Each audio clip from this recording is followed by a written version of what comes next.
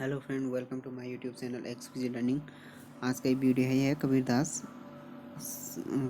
का जीवन परिचय है, उसके बारे में ये वीडियो फर्स्ट हो गया। कबीरदास कबीर के जीवन से संबंधित विभिन्न तथ्यों की प्रामाणिकता संदिग्ध है। कबीर के जन्म के संबंध में कबीर चरित्र बोध में यह उक्ति मिलती है। कबीर के जीवन के संबंध में विभिन्न जो तथ्य हैं, प्रामाणिक तथ्य हैं, वो संदिग्ध हैं। कबीर के जन्म के संबंध में कबीर चरित्र बोध में ये उक्ति मिलती है।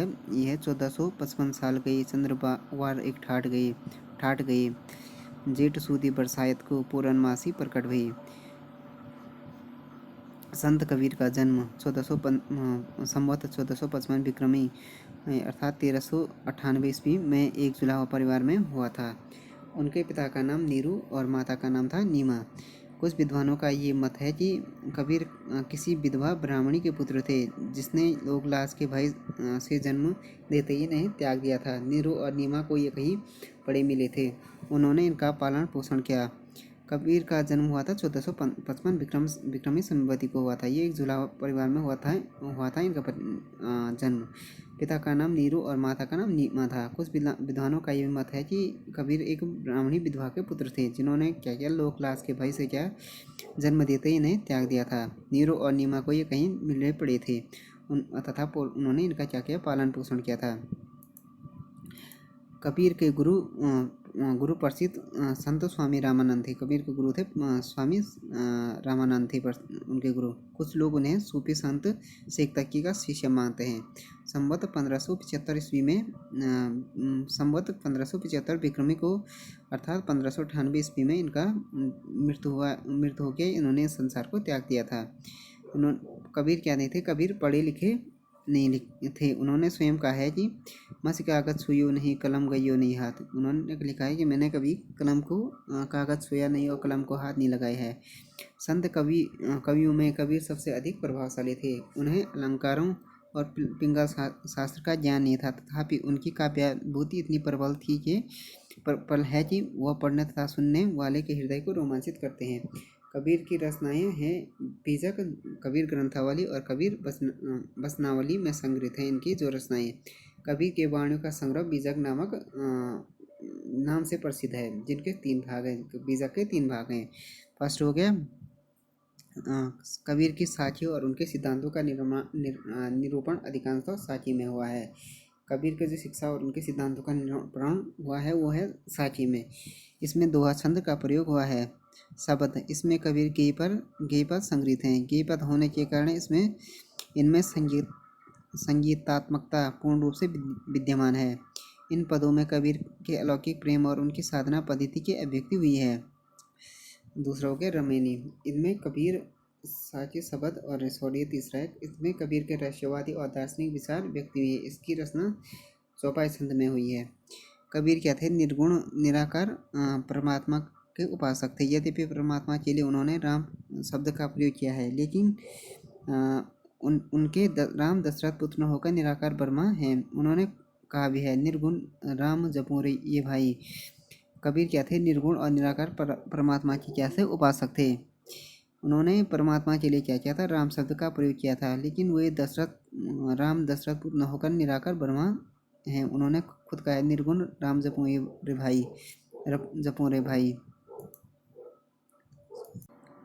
कबीर ज्ञान मार्ग की शाखा के कवि थे। उनके अनुसार ज्ञान और योग की साधना से ही उस परम ब्रह्मा का साक्षात्कार संभव है, अथवा उन्होंने बाह्य आडंबरों का विरोध करते हुए मन से परमात्मा का अध्ययन करने का उपदेश दिया था। ज्ञान और नाम स्मरण को प्रधानता देते हुए कबीर ने प्रभु प्रेम की महत्ता प्रतिपादित की।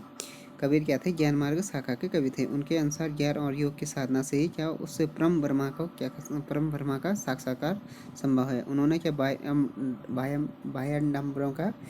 बाह्य आडंबरों का विरोध करते हुए मन से परमात्मा का ध्यान करने के उपदेश दिया है। कबीर ने भेदभाव को दूर करते हुए शोषित जनों के उद्धार के लिए अपना स्वर मुखर किया है। कबीर ने हिंदू मुस्लिम एकता पर भी बल दिया है। कबीर का मत है कि जाति पाति पूजे नहीं कोई, हरि को बचे हो हरिका हुई, सो हरिका हुई, सॉरी, सो हरिका हुई। ये कबीर ने क्या किया कि भेदभाव को दूर करने के लिए, शोषित जनों का उद्धार करने के लिए अपना स्वर मुखर किया है। कबीर ने क्या किया था, हिंदू मुस्लिम एकता पर बल दिया था। कबीर का मत था कि जाति पाति पूजे नहीं कोई, हरि को भजे सो हरि का होई।